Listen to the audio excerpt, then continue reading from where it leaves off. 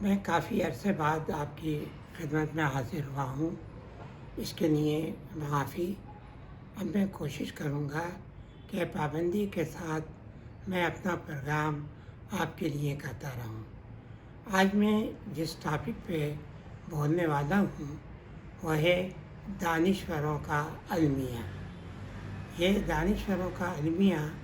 ہماری تاریخ کا ایک باب ہے جس کو جاننا جو ہے بہت ضروری ہے، کیونکہ اگر دانشور آزاد نہیں ہوں گے اور پابند ہوں گے اور ریاست کے ایک لحاظ سے پابندیوں کا شکار ہوں گے تو وہ اپنی تخلیقات کو معاشرے کے لیے اور عوام کے لیے نہیں کریں گے اور وہ بے اثر جو ہے ایک لحاظ سے رہیں گی۔ تاریخ میں یہ دستور رہا ہے کہ مورخ ہوں، شاعر ہوں یا نثر نگار ہوں، یہ بغیر سرپرستی کے نہیں رہ سکتے تھے، اور یہ سرپرستی ان کو ملتی تھی بادشاہوں کی جانب سے، امراء کی جانب سے، اور اس لیے یہ بادشاہوں کی تعریف میں قصیدے لکھا کرتے تھے، اور مورخ ہوتے تھے تو وہ بادشاہوں کے عہد کے واقعات کو ان کی مرضی کے مطابق لکھا کرتے تھے۔ اچھا، سرپرستی کی خواہش مطلب کہ ہر ایک کو تھی۔ مثلاً مغل دربار میں ایران سے اور وسط ایشیا سے فارسی کے بڑے بڑے شاعر یہاں آتے تھے تاکہ مغل دربار میں ان کو سرپرستی مل سکے، اور یہ سرپرستی ان کو مل جایا کرتی تھی۔ ہندوستان میں بھی جو شاعر تھے یا مورخ تھے وہ بادشاہ کی سرپرستی چاہتے تھے۔ مثلاً ابوالفضل کو اکبر کی سرپرستی اس وقت ملی جب اس کے بھائی فیضی کو اکبر کے دربار میں جگہ ملی، پھر اس کے بعد ابوالفضل کو ملی، اور ابوالفضل نے جب اس کو دربار میں کوئی حیثیت ملی ہے تو اس نے ایک تو اکبر نامہ لکھ کر اپنے عہد کی تاریخ لکھی جو بہت ہی اہم تاریخ ہے، اور دوسرے وہ خود بہت بڑا عالم و فاضل تھا، وہ ایک بڑا مفکر تھا، تو اس کے اثرات کا اکبر بادشاہ کے اوپر بھی اثر ہوا، اور اکبر نے اپنی پالیسیاں مطلب کہ اس کی فکر کے مطابق جو ہے وہ بنائیں۔ تو یہ دانشوروں کی سرپرستی جو تھی وہ جاری تھی، یہاں تک کہ ہم دیکھتے ہیں کہ جب مغلیہ عہد کا زوال ہوا ہے اور دانشوروں کی سرپرستی نہیں رہی ہے تو یہ دانشور پھر ہندوستان کی چھوٹی چھوٹی ریاستوں میں جا کر سرپرست تلاش کرنے لگے۔ میر تقی میر بھی ادھر ادھر جا گئے اور آخر میں جا کے لکھنؤ کے اندر مطلب کہ آباد ہوئے، اور خود غالب بھی آخر وقت تک سرپرستی کی تلاش میں تھے، اور جب بہادر شاہ کی جانب سے ان کو یہ سرپرستی ملی ہے تو ان کو تھوڑی بہت مالی طور کے اوپر سہولتیں ملی ہیں، لیکن وہ کبھی نواب رامپور کو خطوط لکھ کر مطلب کہ اپنی حالت کو بیان کرتے تھے تاکہ وہ ان کا مالی امداد کر دیں، لیکن وہ مالی امداد بہت کم ان والیان ریاست کی جانب سے آتی تھی۔ تو یہ المیہ تھا ہندوستان کے دانشوروں کا، یعنی ماضی کے اندر۔ اچھا، جب موجودہ زمانے کے اندر تبدیلیاں آئی ہیں، پرنٹنگ پریس آیا ہے اور ناشرین نے کتابیں چھاپنا شروع کی ہیں، تو مسئلہ یہ تھا کہ ان کی کتابیں تو شائع ہو جاتی تھیں لیکن ان کو رائلٹی نہیں ملتی تھی۔ اس کی وجہ جو تھی وہ یہ تھی کہ ابھی تک ہمارے معاشرے میں خواندگی کی شرح بہت کم تھی، کتابیں پڑھنے والے بہت کم تھے،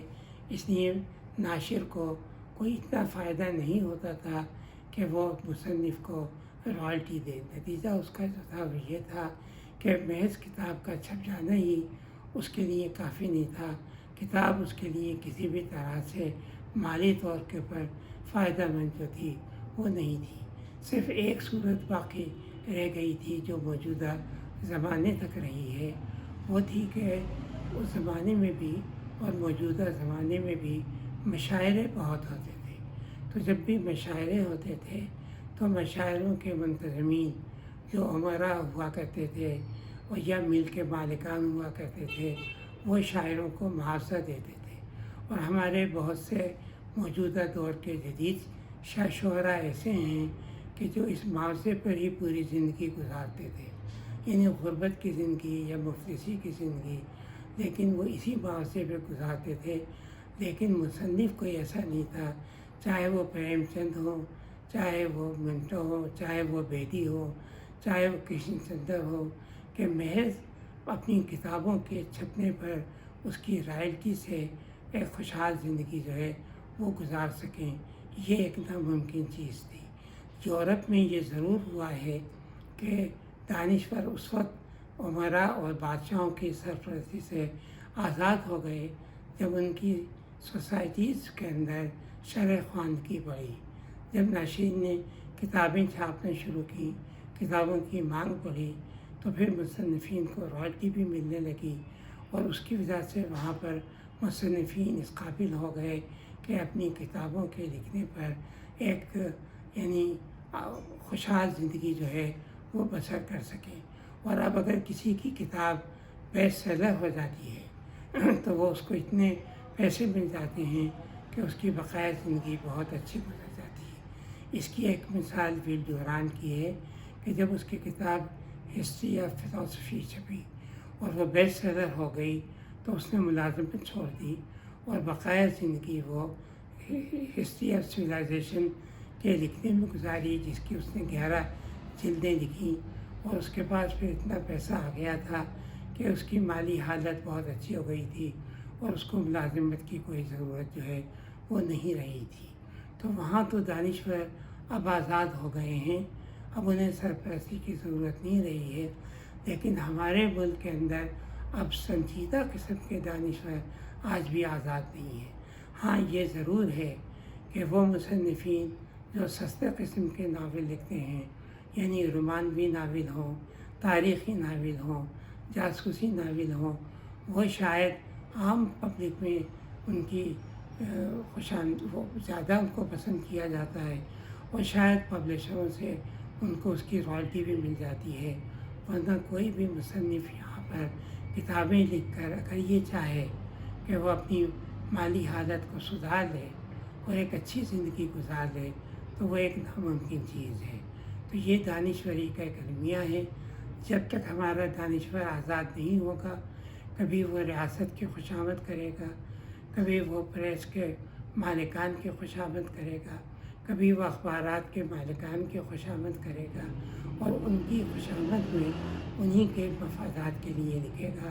عوام کے مفادات کو نظر انداز کرے گا۔ اس کے لیے بہت ضروری ہے کہ عوام کے اندر شرح خواندگی بڑھے، سنجیدہ کتابیں پڑھیں اور کتابوں کو فروغ دیں۔ جب تک یہ نہیں ہوگا، دانشور آزاد نہیں ہوگا، اس وقت تک معاشرے میں کوئی تبدیلی جو ہے وہ نہیں آئے گی۔ بہت شکریہ۔ امید ہے کہ آپ میرے اس چینل کو آپ اس کے ممبر بنیں گے، دوستوں کو بھی بنائیں گے، اور یہ دوبارہ سے ہم نے شروع کیا ہے، اس کو زیادہ سے زیادہ مقبول بنا کر میری مدد کریں گے۔ آپ کا بہت بہت شکریہ۔ اس چینل کا جو پتہ ہے یا ایڈریس ہے وہ ہے ڈاکٹر مبارک علی .official۔ بہت شکریہ آپ کا۔